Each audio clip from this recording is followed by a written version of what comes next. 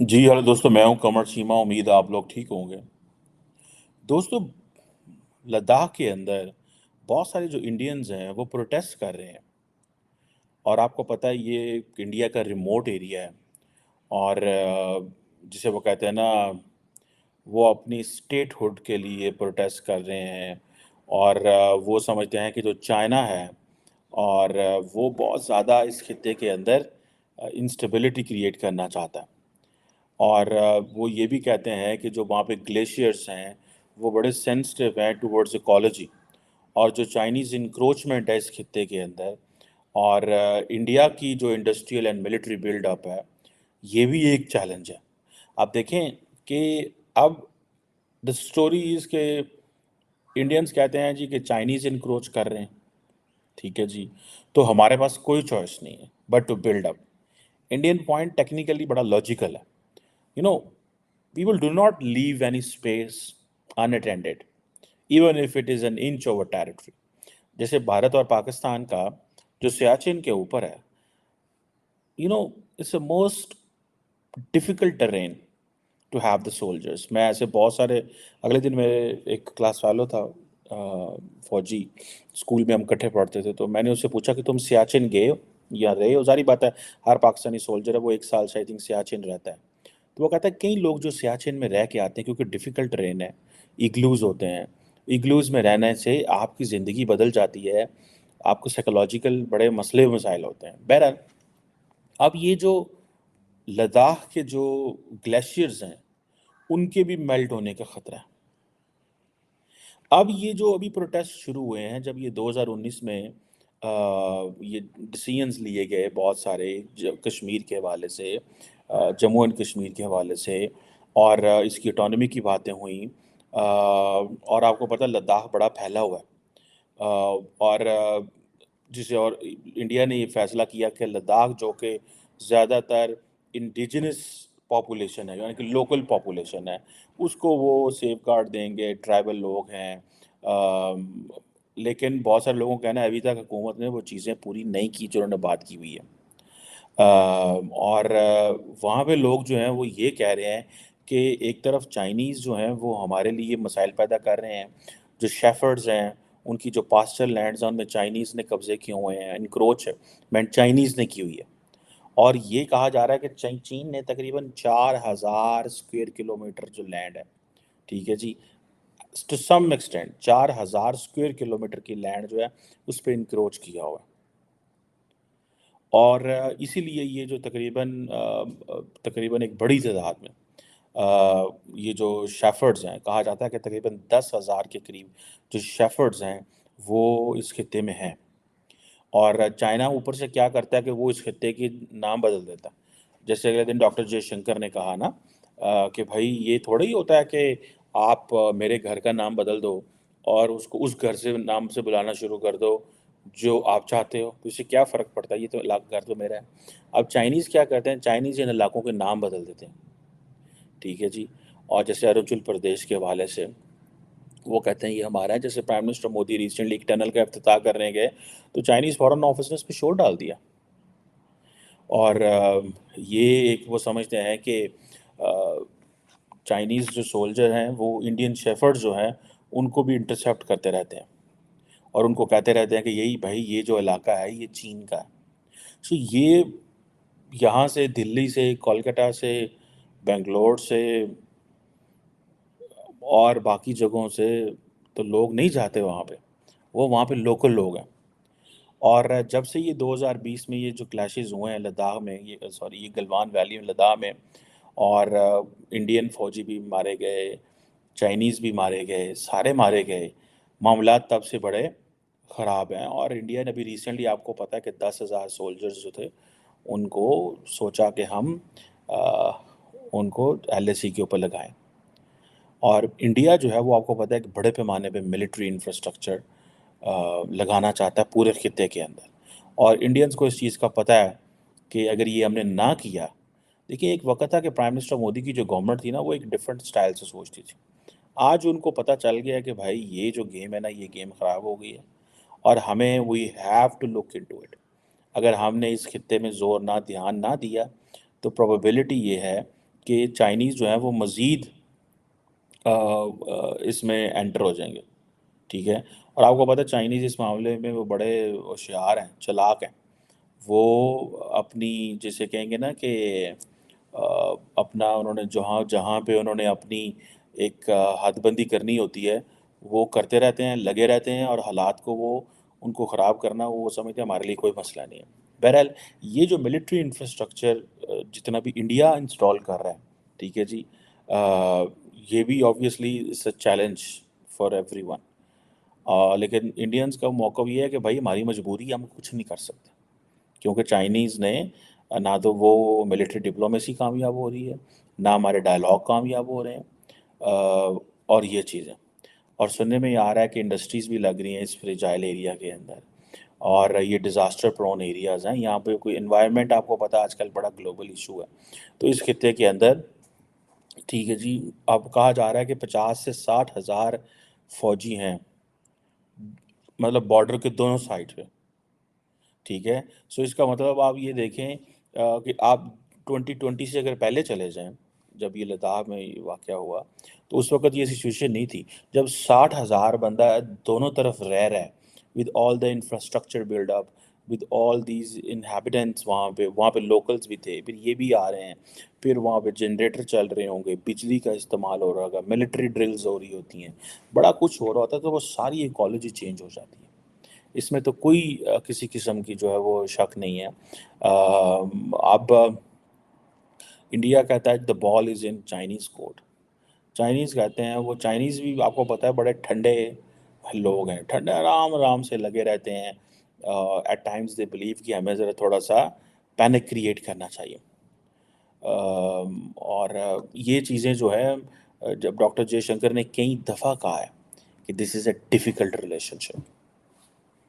In China ने जो ये land grab, this is what an Indian perspective is, और लार्जली दुनिया जो है वो इंडिया के पर्सपेक्टिव को मानती है कि ये जो इंडिया की लैंड ग्रैब हुई है, ये एक स्ट्रेटेजिक डिज़ास्टर हुआ है शी जिनपिंग से। और वो थोड़ा-सा नहीं चाहते इन चीज़ों को। और ये जितना भी मिलिट्री स्टैंड ऑफ है अलोंग दिस हिमालयन फ्रंटियर, ये सारा जो है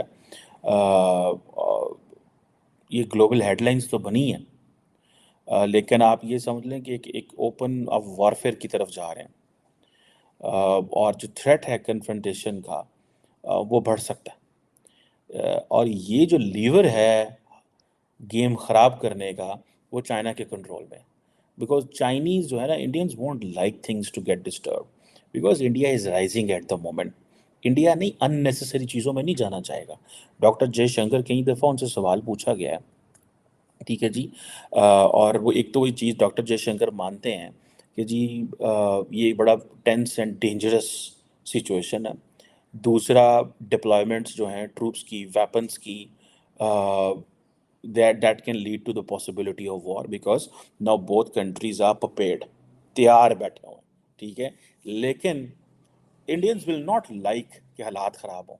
इंडियंस इसलिए नहीं कहेंगे, देखिए $1.25 अरब की ट्रेड है, and frankly speaking, China has more levers of power as compared to India.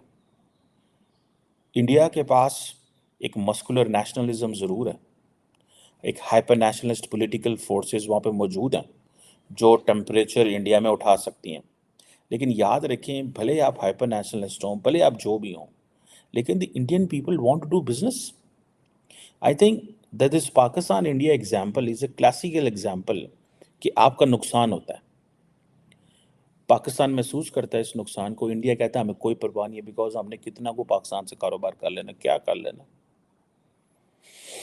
एक क्वेश्चन है ना, वो कहता है हमने क्या कर लेना पाकिस्तान के साथ, और क्या है ऐसा जो बहुत को बड़ी चीज़ है, कुछ भी तो नहीं है, क्या है वो, इस चीज़ में वो कह रहे हैं।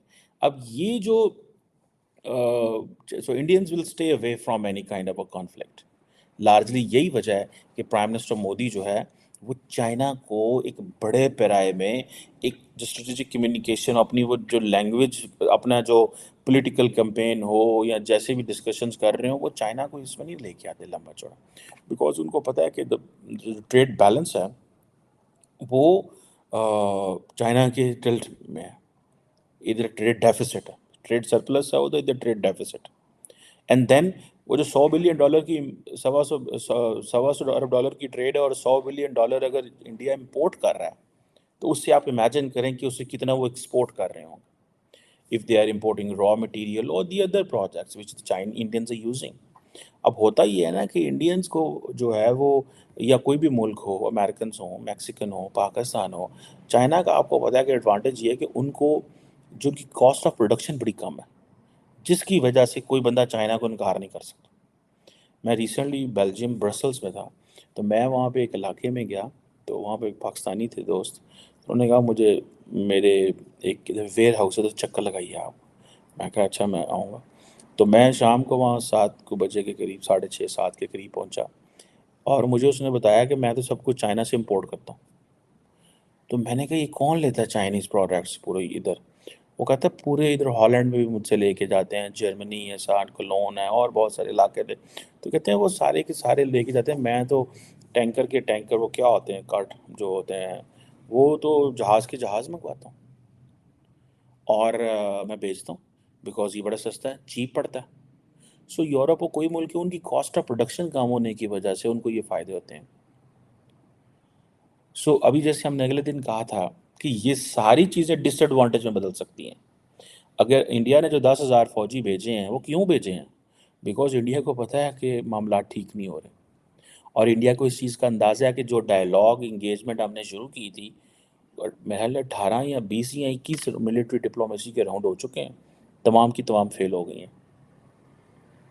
सो ये पॉसिबिलिटी इंडियन सोच रहे हैं, बल्कि इस पे इंडियन डिफेंस सेक्रेटरी जो हैं गिरिधर अरमाने जो हैं, मैं उनका नाम देख रहा था अगले दिन, उन्होंने ये इस बात पे बात भी की। उन्होंने कहा भाई the situation is not normal. ठीक है जी। चाइना भी अपने ट्रूप एक्सपैंड कर रहा है, और जितने भी वॉरफेयर रिलेटेड इंफ्रास्ट्रक्चर है वो कर रहा है, तो हमारे पास भी कोई चॉइस नहीं है। सो उस वक्त 2020 में तो पता नहीं चला था, पर अब हमें पता चला है। सो ये अब देखते हैं क्या होता है इस हवाले से।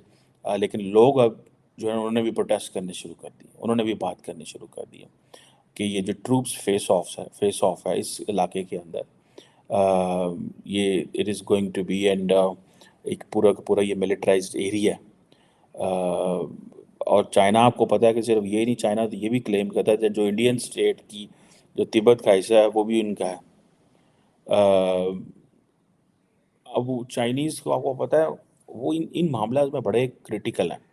वो सारी की सारी साउथ ईस्ट एशिया में और साउथ चाइना सी में और ईस्ट चाइना सी में जितनी भी उन्होंने हालात बनाए हुए हैं, वो अपने इन चीज़ों पे क्लियर हैं कि हाँ जी भाई हमने ये करना ही करना है।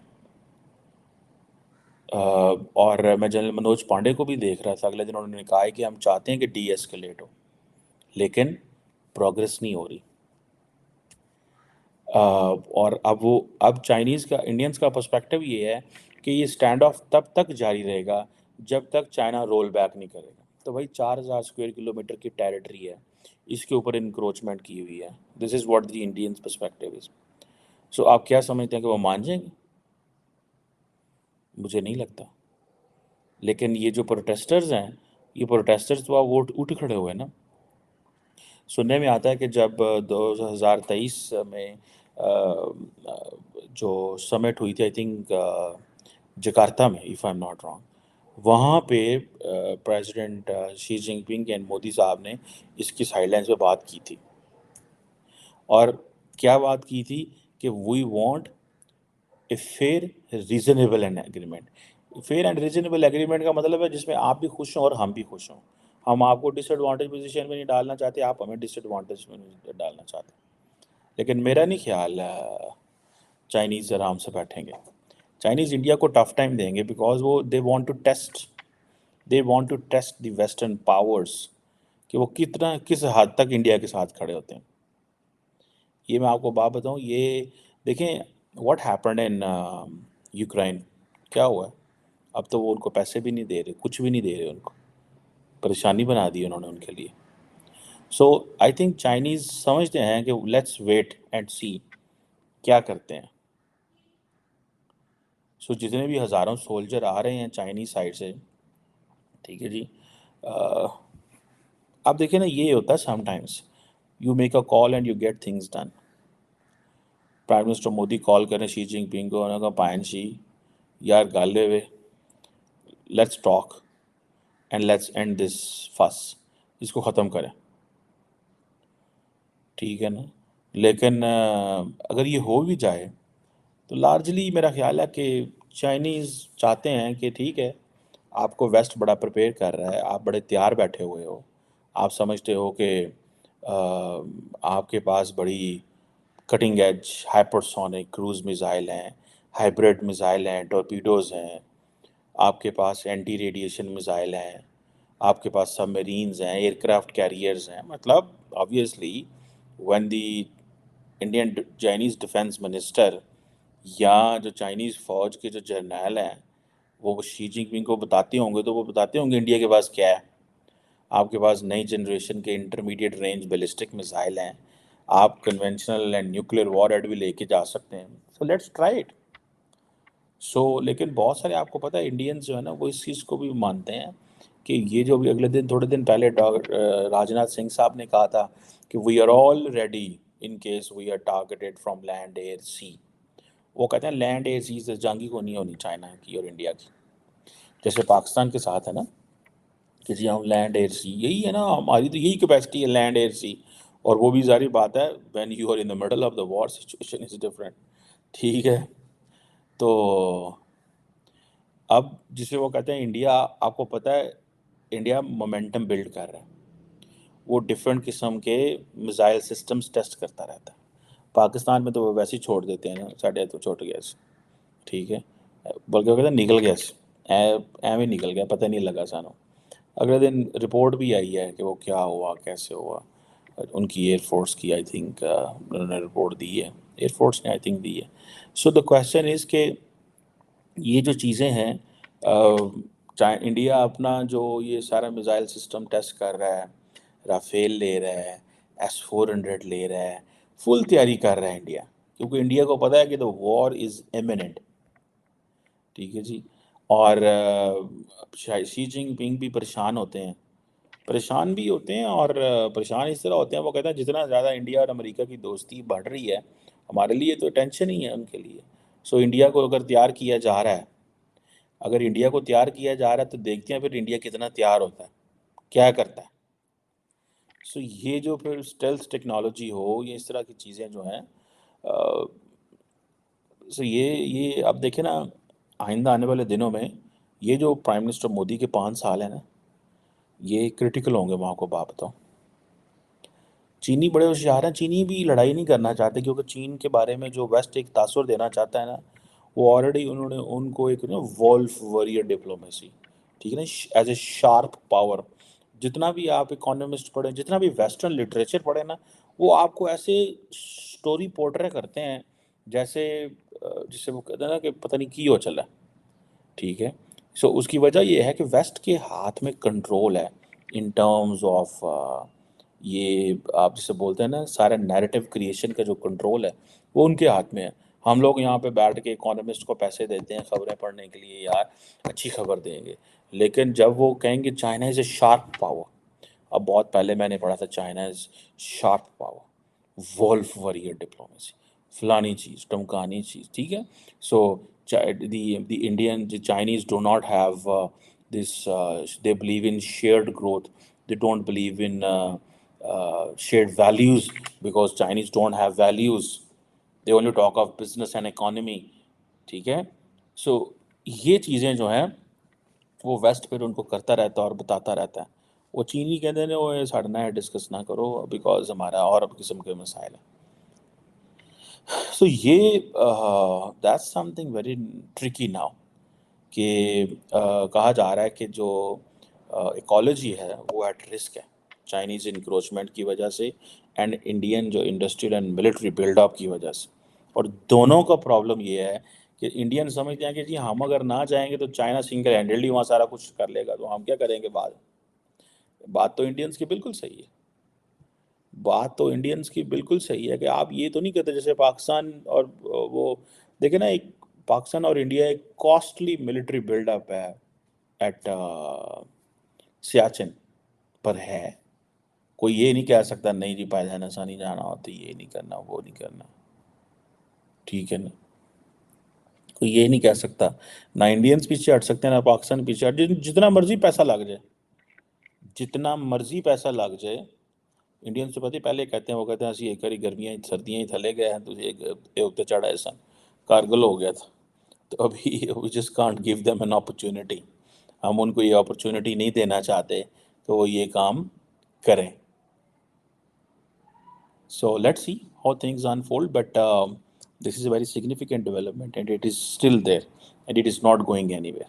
और ये जो लद्दाख वाली एपिसोड है, ये आपको मैं बात बताऊँ, ये जो नेक्स्ट प्राइम मिनिस्टर मोदी के 5 साल हैं, इसमें कुछ ना कुछ ज़रूर होगा, लाइक 2020, लाइक 2020, ये 2024 से लेके 2029 तक कुछ ना कुछ ज़रूर होगा। क्या होता है, द टाइम विल टेल।